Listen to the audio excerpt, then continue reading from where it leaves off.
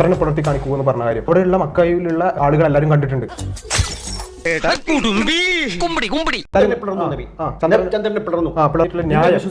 തീർച്ചയായും ആള് ചില്ലറയല്ല, ഇത്തിരി കട്ടിയുള്ളതാ. ചന്ദ്രനെ രണ്ടായി പിളർന്നു, വീണ്ടും കൂട്ടിച്ചേർത്തു. തീർച്ചയായും നിങ്ങൾ വിശ്വസിക്കുന്നു? തീർച്ചയായും. Very good. ഓക്കെ, പറഞ്ഞ വിഡ്ഢിയെ പോലല്ല, വിഡ്ഢിയെ പോലെ ഞാൻ കണ്ടെങ്കിൽ ചന്ദ്രനെ പെടുന്ന കണ്ടെങ്കിൽ ഞാൻ പിന്നെ എന്തെല്ലാം ചെയ്യുമായിരുന്നു അറിയാമോ? ഞാനൊരു കള്ളം പറയണം. കള്ളം പറയാനോ? ഞാനോ? എന്റെ ജീവിതം തന്നെ പള്ളി അതാണ് അവിടെ സംഭവിച്ചത്. സാറിന്റെ ബുദ്ധിയാണ് സമ്മതിച്ചിരിക്കുന്നത്. 30 കോടി ഇന്നത്തെ 730 കോടി ആൾക്ക് കാണാൻ പറ്റിയില്ലല്ലോ. അത് നിരാശയുണ്ട്.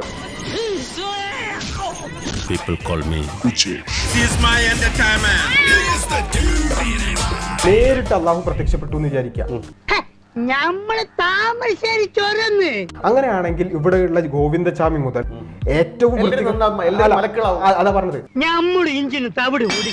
കാരണം എന്തുകൊണ്ടാ? മനുഷ്യന്റെ ഉള്ളിൽ നന്മയുണ്ടെങ്കിൽ അവൻ സത്യം കണ്ടെത്തിയിരിക്കും. അതാണ് ഇസ്ലാം പറയുന്നത്. എന്തായാലും നനഞ്ഞു കുളിച്ചു കയറാം. ഉള്ളിൽ നന്മയുണ്ടെങ്കിൽ അവൻ സത്യം കണ്ടെത്തിയിരിക്കും. അതാണ് ഇസ്ലാം പറയുന്നത്. അവൻ സത്യം കണ്ടെത്തിയിരിക്കും. അതാണ് ഇസ്ലാം പറയുന്നത്. എന്തിനാ ഗോവിന്ദചാമി ട്രയൽ? എന്തിനാണ്? നീതിപീഠം എന്തിനാണ്? അല്ലാഹുവേ എന്നെ മലക്കുകളെ സൃഷ്ടിക്കണേ. അതാ പറഞ്ഞത്. മലക്കുകളെ പോലെ ജീവിക്കാലോ എന്ന് പറഞ്ഞില്ലേ? അങ്ങനെ ജീവിക്കുന്ന ആൾക്കാരുണ്ട്. എത്രേ ഉള്ളൂ. ജീവിതം പരീക്ഷണമാണെന്നുള്ളതും ഗൈബിൽ വിശ്വസിക്കുക എന്നുള്ളതാണ് അതിന്റെ അടിസ്ഥാനം എന്നുള്ളതും വിശ്വസിക്കുക. അതാണ് അടിസ്ഥാനം. മറിഞ്ഞിരിക്കുന്നതിന് വിശ്വസിക്കും. വെള്ളം ഇറങ്ങിയിരിക്കുന്നു മരക്കഴുത. ഒരു മര്യാദ വേണ്ടേ?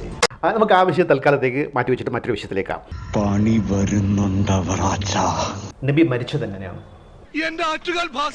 നബി ആയിഷ ബീവിയുടെ എന്തുകൊണ്ട് മരിച്ചു? എന്ത് രോഗം വന്ന് മരിച്ചു? കൃത്യമായിട്ട് അറിയില്ല. ഒരു പനി ഉണ്ടായിരുന്നു. പനി വന്നു.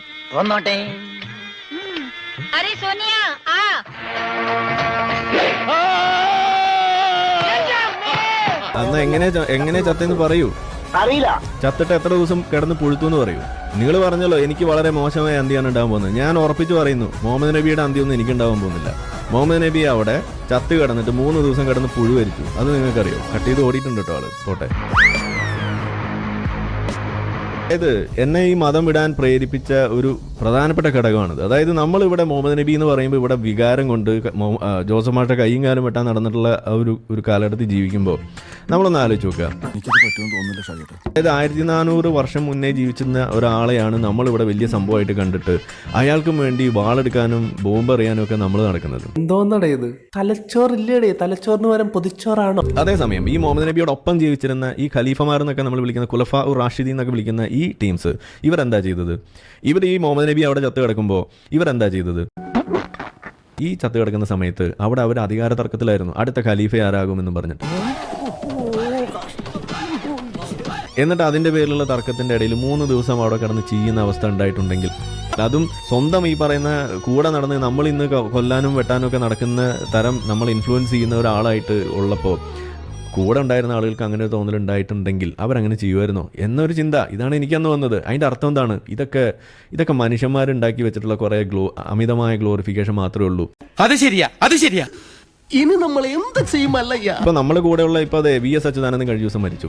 ഒരു BJP കാരനെ സംബന്ധിച്ചിടത്തായാലും അല്ലെങ്കിൽ കോൺഗ്രസ്സുകാരനെ സംബന്ധിച്ചിടത്തോളം ആയാലും അവരുടെ വലിയ രാഷ്ട്രീയ എതിരാളിയാണ്.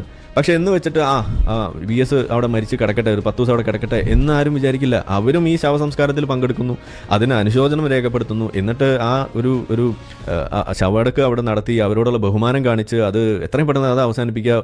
കേരളം മുഴുവൻ ഒരു ദിവസം ഒരു അവധിയായിട്ട് നമ്മൾ കാണുന്നു. ഇതൊക്കെയല്ലേ നമ്മളിവിടെ കണ്ടത്.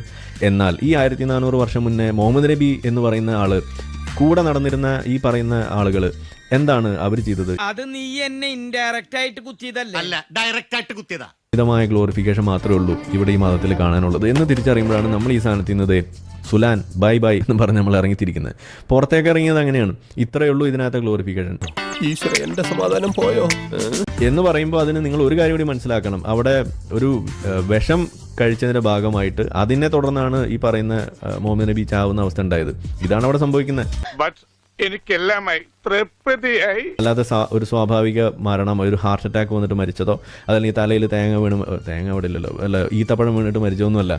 ഇതാണ് അവിടെ സംഭവിക്കുന്നത്. അപ്പോൾ വിഷം തീണ്ടി മരിക്കുന്ന ഒരവസ്ഥ, അതൊരു പ്രവാചകന്. എന്നിട്ടും പോലും മരിക്കുമ്പോൾ അവിടെ തിരിഞ്ഞു നോക്കാതെ കിടക്കേണ്ടി വരുന്നൊരവസ്ഥ, എന്നിട്ട് അവസാനം അവിടെ കിടന്നോടത്ത് തന്നെ കുഴി കുത്തി മാന്തി അവിടെ കുഴിച്ചു മൂടേണ്ട ഒരു അവസ്ഥ ഒരു പ്രവാചകൻ ഉണ്ടായിട്ടുണ്ടെന്നുണ്ടെങ്കിൽ അത്രയ്ക്ക് മോശമായൊരു മരണമൊന്നും എനിക്ക് വരാനില്ല എന്നുള്ളതാണ് എനിക്ക് പറയാനുള്ളത്.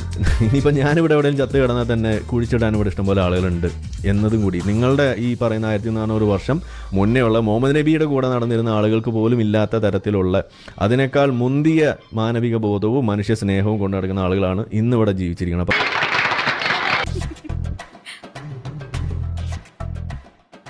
എന്തുകൊണ്ട് മരിച്ചു? എന്ത് രോഗം വന്ന് മരിച്ചു? പനി ഉണ്ടായി. പനി വന്നു. പനി എന്ന് നിങ്ങൾ എങ്ങനെ ഡയഗ്നോസ് ചെയ്തു? പഠിച്ചോനെ നിങ്ങള് കാത്തോളി.